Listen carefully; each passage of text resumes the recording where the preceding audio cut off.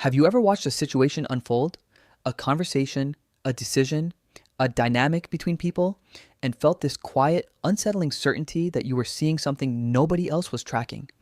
Not because you were looking for it, it just appeared, like a shape hidden in a picture that, once you see it, you cannot unsee. And the strange part isn't the seeing. The strange part is looking around and realizing everyone else is looking at a completely different picture. Maybe it was at work. A new hire arrives, and something about the way they deflect certain questions tells you, within a week, that this person is going to cause problems. 6 months later, they do. You weren't psychic. You were reading signals. But try explaining that in the moment, and suddenly you're the one who sounds paranoid. Or maybe it's smaller than that. You're in a conversation and you notice a tiny shift, a micro expression, a pause half a beat too long, a word choice that doesn't quite match the sentiment. And you just know, but you can't always say how you know, which is its own particular kind of madness. Today, we're talking about the psychology of people who see what others don't. Why some minds are wired to perceive patterns, subtext, and signal where most people see only noise. What it does to you when you live with that kind of perception. And why, despite how useful it sounds, it can be one of the most quietly exhausting ways to move through the world. Let's start with what's actually happening in the brain. Because this isn't mysticism, it has a very real psychological and neurological architecture. When we talk about people who see what others don't, we're largely talking about individuals with what researchers describe as a heightened sensitivity to environmental cues. Some of this overlaps with high perceptual sensitivities, a trait studied extensively by psychologist Elaine Aron, who found that roughly 15 to 20% of the population processes sensory and emotional information at a significantly deeper level than average. These are people whose nervous systems don't just register what's happening in a room, they register the texture of what's happening, the undercurrents, the things that aren't being said but are somehow present. But there's more to it than sensitivity alone. Part of this perceptual depth comes from pattern recognition, the brain's ability to detect regularities, anomalies, and meaning in streams of incoming data. The human brain is fundamentally a prediction machine. It is constantly building models of the world based on what it has experienced before, and it uses those models to anticipate what comes next. In most people, this process runs quietly in the background. In people with heightened perceptual ability, it seems to run louder, surfacing more often, flagging more, catching more. Think of it like a security system.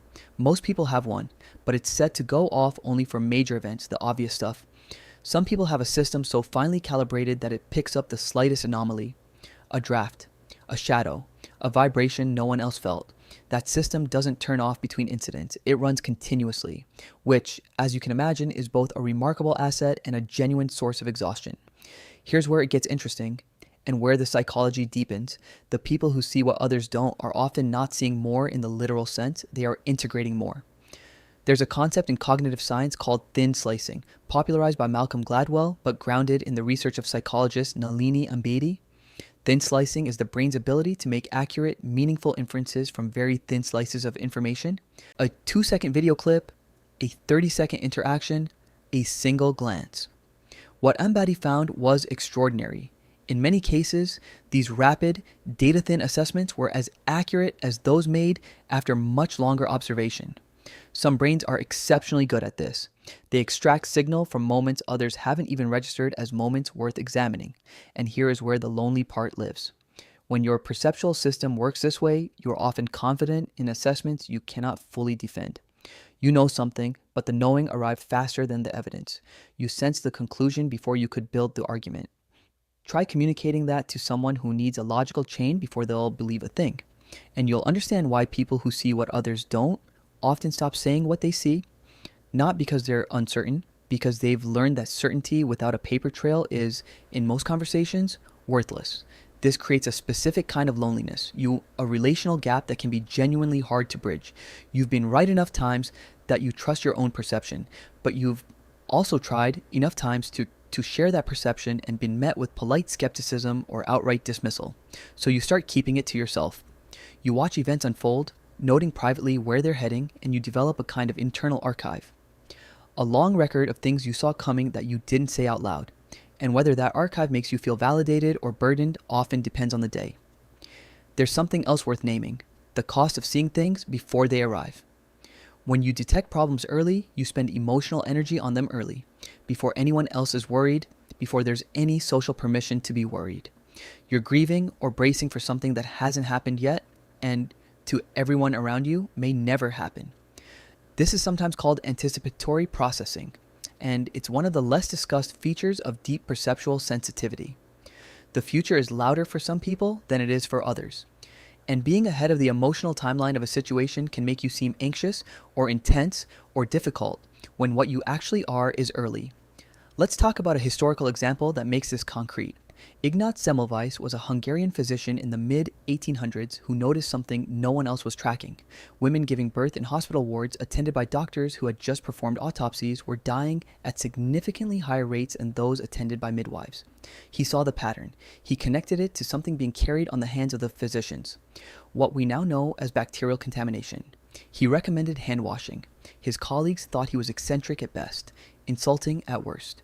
He was eventually dismissed, ridiculed, and died in an asylum before his insight was vindicated. Germ theory arrived later, and Semmelweis was proven right, but he didn't get to see it. That story is an extreme case.